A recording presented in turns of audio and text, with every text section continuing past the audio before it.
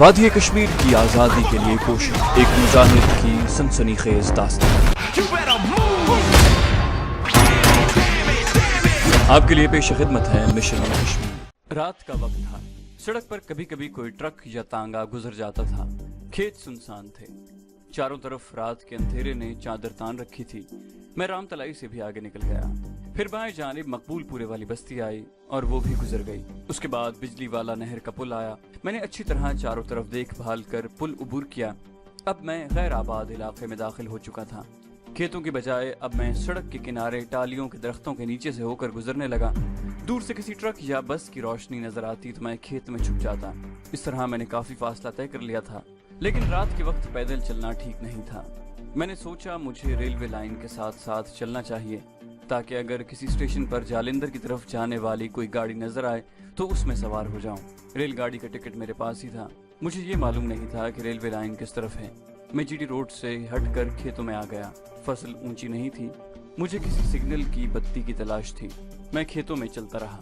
کوئی آدھا گھنٹہ چلنے کے بعد مجھے دور ریلوے سگنل کی سرخ بتی نظر آئی۔ میں اس طرف چلنے لگا۔ وہاں سے ریلوے لائن زیادہ دور نہیں تھی، ریل کی پٹڑی زمین سے ذرا اونچی تھی۔ میں ریلوے لائن کے ساتھ ساتھ چلنے لگا۔ کچھ اندازہ نہیں تھا کہ میں کتنی دور تک چلا ہوں۔ مجھے تھکاوٹ محسوس ہونے لگی، جسم پسینے سے شرابور ہو گیا۔ ابھی تک کوئی اسٹیشن بھی نہیں آیا تھا۔ میں سانس لینے کی خاطر ریلوے لائن کے پاس بیٹھ گیا۔ پیچھے سے ریل کے انجن کی سیٹی کی آواز آئی۔ میں نے مڑ کر دیکھا، دور انجن کی لائٹ چمک رہی تھی۔ میں لائن سے نیچے اتر گیا۔ تھوڑی دیر بعد ریل گاڑی شور مچاتی گزر گئی۔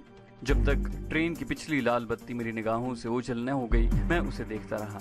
میں اس گاڑی کو نہیں پکڑ سکتا تھا۔ یہ بھی معلوم نہیں تھا کہ اگلا اسٹیشن کتنی دور ہے۔ جب تھکاوٹ دور ہوئی تو میں اٹھ کر لائن کے ساتھ ساتھ چل پڑا۔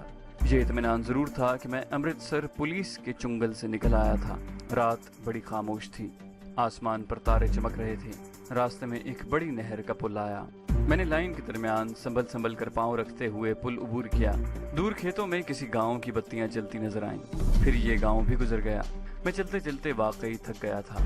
میں نے سوچا کہ کوئی محفوظ سی جگہ دیکھ کر باقی رات وہاں آرام کرنا چاہیے اور صبح روشنی میں سفر کرنا چاہیے۔ اندھیرے میں سوائے کھیتوں پر پھیلی ہوئی دھندلی سی تاریکی کے اور کچھ نظر نہیں آ رہا تھا۔ میں ایک جگہ تھک کر بیٹھ گیا۔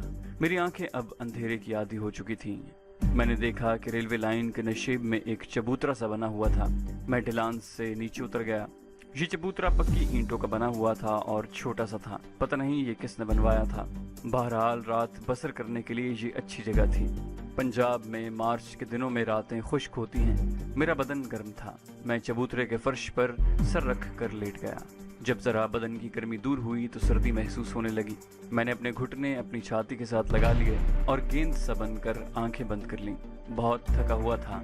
نیند نے اپنا اثر دکھانا شروع کر دیا۔ آنکھیں اس وقت کھلی جب ایک ریل گاڑی شور مچاتی لائن پر سے گزری۔ میں نے آنکھیں کھول کر دیکھا، آسمان پر صبح کا نور پھیلنے لگا تھا۔ پاؤں پھٹ رہی تھی۔ میں اگرچہ 2-3 گھنٹے ہی سویا تھا، مگر میری ساری تھکاوٹ دور ہو گئی تھی۔ میں نے کلمہ شریف پڑھ کر منہ پر ہاتھ پھیرا اور آگے روانہ ہو گیا۔ میں ریلوے لائن سے ہٹ کر کھیتوں کے ساتھ چل رہا تھا۔ میں کافی دیر تک چلتا رہا۔ کھیت ختم ہو گئے تو ویران زمین کا سلسلہ شروع ہو گیا۔ ایک چھوٹی سی ندی آ گئی جس کے کنارے کیکر کے درخت تھے۔ میں نے کیکر کی ایک شاخ توڑ کر اس کی مسواک بنائی، اس سے دانت صاف کیے، ندی کے پانی سے منہ دھویا، تھوڑا سا پانی بھی پیا۔ اس کے بعد دوبارہ آگے چل پڑا۔ کہیں کہیں سکھ ہندو کسان کھیتوں میں ہل چلاتے نظر آ رہے تھے، مگر وہ مجھ سے کافی دور تھے۔ مجھے بھوک محسوس ہونے لگی تھی، مگر وہاں میں کسی سے کھانے پینے کو طلب نہیں کر سکتا تھا۔ یہ گاؤں بھی ظاہر ہے ہندو سکھوں کا ہی تھا۔ دھوپ کافی نکل آئی تھی اور چلتے چلتے مجھے پسینہ آ رہا تھا۔ وہاں کوئی سڑک یا راستہ تو تھا نہیں۔ میں کھیتوں کھیت چلتا رہا۔ کبھی چلتے چلتے ایک کھیت میں آ جاتا، کبھی دوسرے کھیت کی مینڈ پر چلنے لگتا جہاں فصلیں میرے قد کے برابر اونچی تھیں۔ میں ایک کھیت کی مینڈ پر سے گزر رہا تھا۔ میری رفتار سست ہو گئی۔ مجھے کسی عورت کی آواز سنائی دی۔ وہ کسی سے باتیں کر رہی تھی۔ میں وہیں رک گیا۔ یہ عورت کسی بچے کو کچھ کہہ رہی تھی۔ میں وہیں سے واپس مڑنے ہی لگا تھا کہ جیسے میرے قدم اپنے آپ رک گئے۔ اصل میں اس عورت نے جو فصل کے پیچھے تھی ایک ایسا جملہ بول دیا تھا جس نے میرے قدم روک دیے تھے۔ اس عورت نے پنجابی زبان میں کہا تھا، کہو پتر لا الہ الا اللہ۔ ساتھ ہی کسی 8-9 سال کے لڑکے نے کہا لا الہ الا اللہ۔ میں حیران سا ہو کر وہیں کھیت کی مینڈ پر بیٹھ گیا और सोचने लगा कि ये मुसलमान औरत कहाँ से आ गई है और ये अपने बेटे को खेतों में बिठा कर कलमा शरीफ क्यों पढ़ा रही है। मशरकी पंजाब में जितने मुसलमान खानदान आबाद थे उन्हें सन 47 में हिंदू सिखों ने ख़त्म कर दिया था और जो बच गए थे वो भाग कर पाकिस्तान आ गए थे। ये मशरकी पंजाब का इलाका था जहाँ किसी मुसलमान घराने का मौजूद होना नामुमकिन बात थी। मैं कान लगाकर सुनने लगा। वो औरत अपने बेटे को कलमा शरीफ पढ़ना सिखा रही थी। मैंने फसल में से देखने की कोशिश की मगर फसल इतनी घनी थी कि मुझे वो औरत नजर नहीं आ रही थी। फसल ऊंची भी थी और मेरे सामने खेत की मींड दूर तक चली गई थी। मैं मींड से एक तरफ हटकर फसल की ओट में छुप कर बैठ गया। औरत ने 3-4 मरतबा लड़के को कलमा शरीफ याद कराया और फिर कहा, जा पुत्र अब स्कूल जा, देर ना हो जाए। मुझसे कोई 50 गज दूर एक जगह से फसल के पौधे एक तरफ हटे और फसल के अंदर से एक 7-8 साल का लड़का बाहर निकला जिसने कमीज और निकर पहन रखी थी। मैं ये देखकर हैरान रह गया कि लड़का सिख था। उसके सर पर पगड़ी तो नहीं थी लेकिन उसके बालों का जूड़ा सर के ऊपर बनाकर जूड़े को रुमाल से बांधा हुआ था। उसके पीछे पीछे वो औरत भी खेत से बाहर निकल आई जो उस सिख लड़के को कलमा शरीफ याद करा रही थी। मेरे लिए ये अजीब व गरीब लम्हा था जिसको मेरा दिमाग हल न कर सका। सिख लड़के के गले में स्कूल का बस्ता लटक रहा था। वो एक जगह अपनी माँ से जुदा होकर दूसरे खेत की तरफ चल दिया। उसका स्कूल उस तरफ होगा। अब मींढ पर वो औरत अकेली जा रही थी। वो शलवार कमीज में थी। मुझसे न रहा गया। इस बात से भी मुझे हौसला हुआ कि ये औरत मुसलमान है, इससे मुझे नुकसान नहीं पहुंच सकता। मैं जल्दी से उठा और औरत के पीछे तेज तेज कदमों से चलने लगा। औरत दूसरे खेत की तरफ मुड़ने लगी थी तो मैंने उसे आवाज देकर कहा, बहन जी जरा रुकना। औरत वहीं रुक गई। उसने पलटकर मेरी तरफ देखा और सर पर दुपट्टा ठीक करने लगी। मैंने उसके करीब जाकर उसे अस्सलाम वालेकुम कहा तो वो मुझसे भी ज्यादा हैरान होकर मेरी तरफ देखने लगी। मैंने उसे ज्यादा सोचने का मौका न दिया। मैंने पंजाबी में कहा, बहन जी मैं मुसलमान हूँ। मैंने कलमा शरीफ पढ़ दिया और कहा, बहन जी ये राज मेरी समझ में नहीं आया। आपका बेटा सिख है और आप उसे कलमा शरीफ याद करा रही हैं। मैंने उसे ये भी बता दिया कि मैं फसल में छुपकर इन माँ बेटे की बातें सुन रहा था। औरत की उम्र 30-32 साल के करीब होगी। रंग साफ था और चेहरे पर एक अजीब सी उदासी का तासुर था। उसने मुझसे पूछा, तुम मुसलमान हो तो यहाँ कैसे आ गए? मैंने कहा, बहन जी मैं पाकिस्तान से वीज़ा लगवाकर अमृतसर आया था। रेलगाड़ी में बैठकर दिल्ली जा रहा था। रास्ते में एक स्टेशन पर गाड़ी रुकी। मैं पानी पीने के लिए उतरा और गाड़ी चल दी। अब पैदल ही अगले स्टेशन की तरफ जा रहा था कि जरा सैर भी हो जाएगी और अगले स्टेशन पर दूसरी गाड़ी भी पकड़ लूंगा। खेतों में से गुजरते हुए आपकी आवाज़ सुनी कि आप किसी लड़के को कलमा शरीफ याद करा रही हैं। मैं वहीं रुक गया। मैं अभी तक हैरान और परेशान हूँ कि आप सिख औरत हैं मगर अपने बेटे को मुसलमानों का कलमा शरीफ याद कराती हैं। ये क्या राज है? इतना मेरे दिल को यकीन था कि ये औरत मुसलमान है क्योंकि किसी सिख औरत को ज़रूरत नहीं कि वो अपने सिख बेटे को इस्लाम का कलमा याद कराए। लेकिन मैंने उस पर जाहिर न किया और उसे यही कहा कि वो सिख औरत होकर अपने बेटे को कलमा पाक क्यों याद करा रही है। औरत की नज़रें मेरे चेहरे पर जम गई थी। उसने मेरे सवाल का जवाब देने की बजाय मुझसे पूछा, क्या तुम वाकई पाकिस्तान से आए हो? मैंने कहा, हाँ ये मेरा पासपोर्ट देख लो। मैंने उसे अपना पासपोर्ट दिखाया। उसने पाकिस्तानी पासपोर्ट को गौर से देखा, फिर उस पर लगी हुई मेरी तस्वीर देखी। जब उसने पासपोर्ट मुझे वापस किया तो उसकी आंखों में आंसू थे। मामला और पेचीदा हो गया था। मैं चुप खड़ा उसको तकता रहा। औरत ने दुपट्टे से आंसू पूंछे, एक नज़र पीछे खेतों की तरफ देखा और उदास लहजे में कहा, वहाँ आ जाओ भाई। वो मुझे फसल के अंदर ले गई जहाँ थोड़ी सी जगह खुली थी। वो बैठ गई, मैं भी उसके सामने बैठ गया। अब उसने अपने दोनों हाथ अपने चेहरे पर रख लिए और सिसकियां भरकर रोने लगी। मैं परेशान हो गया। मेरी समझ में कुछ ना आया तो मैं यूं ही उसे तसल्लियां देने लगा। रोने से जब उस औरत के दिल का गुबार जरा धुला तो वो कहने लगी, मैं सिख नहीं, मैं मुसलमान हूँ मगर एक सिख की बीवी बना दी गई हूँ। मैं दम बखुद सा होकर रह गया।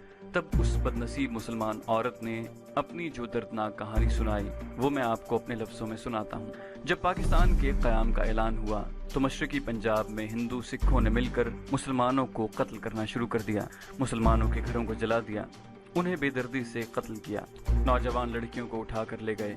इस औरत का नाम रज़िया बानो था। वो बताती है कि उनका घर किरतारपुरा के कस्बे में था। जब फसादात शुरू हुए तो उस वक्त रज़िया बानो की उम्र 16-17 साल की थी। उसके 2 छोटे भाई थे, एक माँ और बाप। सिखों ने कस्बे के मुसलमानों पर अचानक हमला कर दिया।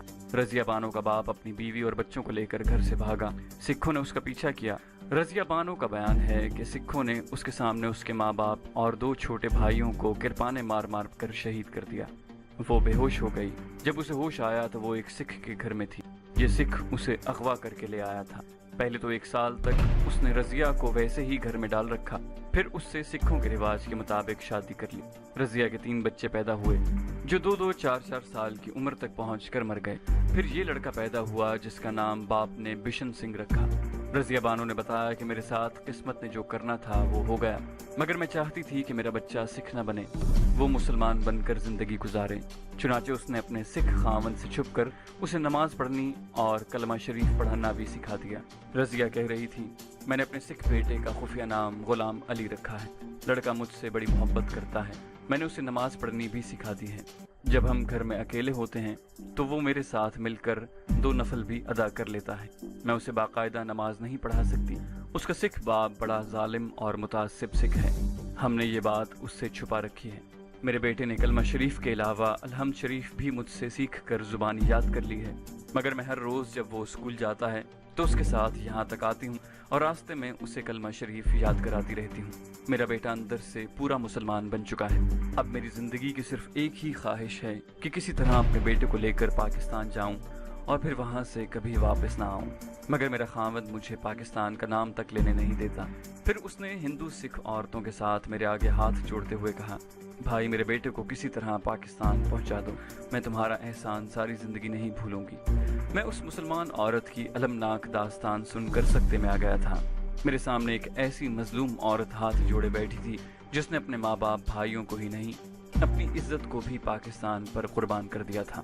ये सन 47 में मशरकी पंजाब में उन सिखों के हाथों अगवाशुदा एक मुसलमान औरत का अलमिया नहीं था, बल्कि ऐसी हजारों लाखों मुसलमान औरतों का अलमिया था जो न जाने भारत के देश में, काफिरों के देश में कहाँ कहाँ कैसी कैसी जिल्लत की जिंदगियां बसर कर रही थी। ये औरत जो कभी एक गैरतमंद बाप की मुसलमान बेटी रजिया बानो थी, अब कुलदीप कौर के नाम से अपनी कोख से बिशन सिंह को जन्म देकर पाल रही थी और छुप छुप कर उसे कुरान शरीफ पढ़ा रही थी। मैंने अपने हाथों से रजिया बानो के हाथ नीचे कर दिए और कहा, मेरी बहन, अगर ये बात मेरे इख्तियार में होती तो मैं अभी तुम्हें और तुम्हारे बेटे को यहाँ से निकाल कर पाकिस्तान ले जाता, मगर मेरी बहन, यकीन करना मैं मजबूर हूँ। ख्वाहिश के बावजूद ऐसा नहीं कर सकता, लेकिन इस बात का तुमसे वादा करता हूँ कि अगर कभी ऐसा वक्त आया तो मैं तुम्हारे पास आऊँगा और तुम्हारे साथ तुम्हारे बच्चे को भी पाकिस्तान पहुँचा दूँगा। मुझे माफ़ कर देना मेरी बहन। रजिया बानो उर्फ कुलदीप कौर के चेहरे पर एक ऐसा गम, ऐसी उदासी छा गई थी जो सदियों का गम और सदियों की उदासी लगती थी। उसने सर उठाकर मेरी तरफ देखा और कहा, तुम यहाँ बैठो, मैं तुम्हारे लिए खाने को कुछ लाती हूँ। मैंने कौम की उस बदनसीब बेटी के पाँव को एक हाथ से छूकर वो हाथ अपनी आंखों पर लगाया और उठते हुए कहा, जिंदगी रही तो एक बार बहन तुम्हारे पास जरूर आऊँगा। ये कहकर मैं फसल में से निकलकर खेत की मींट पर आया और रेलवे लाइन की तरफ चल पड़ा। मेरा दिल पाकिस्तान की उस मजलूम बहन के गम में डूबा हुआ था। कितनी देर तक मैं चलता गया, मुझे कुछ पता न चल सका कि मैं कहां से कहां आ गया हूं। जब अपने होश व हवास में आया तो देखा कि मैं एक रेलवे फाटक के करीब पहुंचा हूं। रेल का फाटक बंद था, गाड़ी आने वाली थी। फाटक की दोनों जानिब कच्ची सड़क पर 1-2 रेढ़े खड़े थे। एक सिख भैंस का रस्सा हाथ में थामे भैंस को रेलवे लाइन पार कराने की कोशिश कर रहा था। दूर से रेल के इंजन ने सीटियां देनी शुरू कर दी। फाटक वाले ने शोर मचा दिया। सिख इतनी देर में भैंस को लाइन पार करा चुका था। इस बार गाड़ी जालंधर दिल्ली की तरफ से आ रही थी। मैं फाटक से कुछ दूर ही खड़ा हो गया। थोड़ी देर में ट्रेन आ गई। उसका इंजन कोयले से चलने वाला इंजन था। अभी तक मैंने इंडिया में रेलगाड़ियों के आगे लगे हुए कोयले से चलने वाले इंजन ही देखे थे। बाद में मुझे मालूम हुआ कि चूंकि इंडिया में कोयला कई मकामात से निकाला जाता है, इसलिए ज्यादातर रेलगाड़ियां कोयले के इंजनों से ही चलती हैं। ट्रेन शोर मचाती लाइन के दोनों तरफ गर्द उड़ाती गुजर गई। मैंने सोचा कि इस तरह कब तक पैदल चलता रहूंगा। मैं अमृतसर वाली खतरे की फजा से काफी दूर निकल आया था। बेहतर है कि मैं जीटी रोड पर वापस चला जाऊं और वहां से किसी ट्रक या बस में बैठकर किसी अगले शहर पहुंचूं। चुनाचे मैं रेलवे फाटक से कच्ची सड़क पर हो गया। ये देहाती इलाका था। किसी को क्या पता कि मैं कौन हूँ और कहाँ जा रहा हूँ। मेरा लिबास ही ऐसा था कि लगता था कि शहर से कोई लड़का गांव अपने अजीजों से मिलने आया है या मिलकर वापस जा रहा है। कच्ची सड़क खेतों में 2-4 मोड़ काटने के बाद जालंधर की तरफ जाती जीटी रोड पर मुझे दरख्त के नीचे बूढ़ा सिख नजर आया जो छाबे में नागपुरी संतरे बेच रहा था। इस किस्म का एक संतरा मैंने सैयद साहब के यहाँ खाया था। मुझे भूख लग रही थी और प्यास भी महसूस हो रही थी। पहले सोचा कि सिख के पास नहीं जाना चाहिए, न जाने वो क्या पूछ बैठे और क्या जवाब मुंह से निकल जाए। फिर ख्याल आया कि ऐसी कोई बात नहीं, उसे क्या पता कि मैं कौन हूँ। भारतीय करेंसी मेरे पास मौजूद थी। मैं सरदार जी के पास चला गया और पूछा, सरदार जी संतरे कैसे लगाए हैं? मैंने पंजाबी में बात की। सरदार जी ने एक संतरा उठाकर मेरे हाथ में थमाते हुए कहा, खा कर देखो महाराज। मैंने कहा, वो तो मैं देख ही रहा हूँ कि नागपुरी हैं। मैंने 4 संतरे उठा ली और पूछा कि कितने पैसे दूं? सरदार जी ने बेनियाजी से अपनी तोंद पर हाथ फेरते हुए कहा, 1 रुपया दे दो। मैंने उसे 1 रुपये का नोट दिया और आगे चल दिया। मैं उस जगह से कोई सवारी नहीं पकड़ना चाहता था, क्योंकि वहाँ कस्बे के मोड़ था और रेड़ों गड्ढों। मैं सड़क के किनारे एक तरफ खड़ा हो गया और किसी लारी वगैरह का इंतजार करने लगा। एक लारी आई जो मुसाफिरों से भरी हुई थी। मैंने हाथ दिया मगर वो न रुकी। उसके बाद एक ट्रक आया जिस पर सामान लदा हुआ था। मैंने उसे हाथ दिया मगर वो भी न रुका। दूर से एक जीप आती नजर पड़ी।